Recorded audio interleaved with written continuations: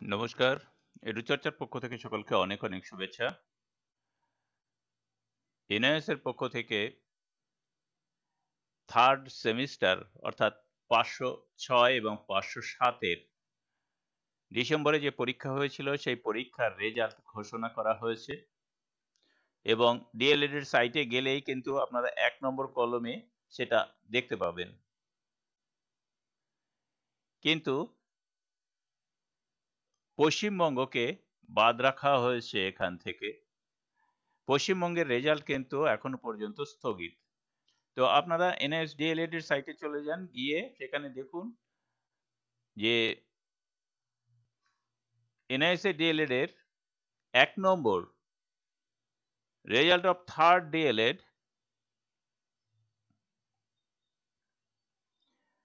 Examination held in December 2018। আমি আগের ভিডিওতে বলেছিলাম যে রেজাল্ট আউট হলে কিন্তু এখানেই দেখাবে এবং অন্য কোনো জায়গা থেকে আপনারা দেখবেন না।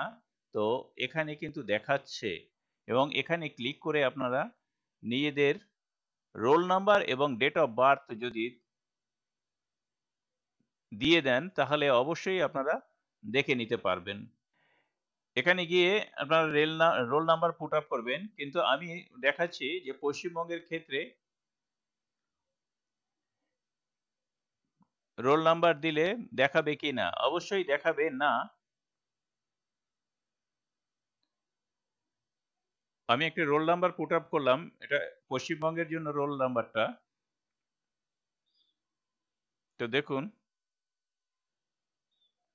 দেখাচ্ছে you have not appeared in the examination or you have not paid the second year admission fees. এবার অনেকের মনেই প্রশ্ন হতে পারে যে আমি তো সেকেন্ড ইয়ার ফিস জমা দিয়েছি এবং পরীক্ষাতেও অ্যাপিয়ার্ড হয়েছি, তাহলে কেন আমার এরকম দেখাচ্ছে?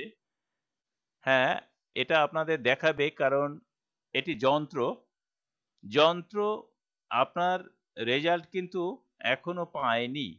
অর্থাৎ যন্ত্রে কিন্তু আপনার রেজাল্ট এখনো সেট আপ করা হয়নি। তাই যন্ত্র যখন না পাবে তখন এই জাতীয় লেখাই ওকে সেট আপ করা আছে। তাই যন্ত্র এই লেখাটি দেখিয়ে দেবে। তো সেক্ষেত্রে পশ্চিমবঙ্গের রেজাল্ট অবশ্যই এর আগেও আমি বলেছি যে যেহেতু পশ্চিমবঙ্গের পরীক্ষা নিয়ে কলকাতা হাইকোর্টে একটি কেস রয়েছে, মামলা রয়েছে, সেই মামলার ফল ঘোষণা না হওয়া পর্যন্ত কিন্তু পশ্চিমবঙ্গের 3rd সেমিস্টার রেজাল্ট আসবে না। আগামী 8ই মার্চ পশ্চিমবঙ্গের কলকাতা আদালতে পশ্চিমবঙ্গের জন্য কলকাতা আদালতের যে মামলার শুনানি রয়েছে সেই শুনানির পর হয়তো যে কোনো দিন রেজাল্ট আসতে পারে। তাহলে এখন এই পর্যন্ত। ভালো থাকবেন, সুস্থ থাকবেন। সকলকে ধন্যবাদ।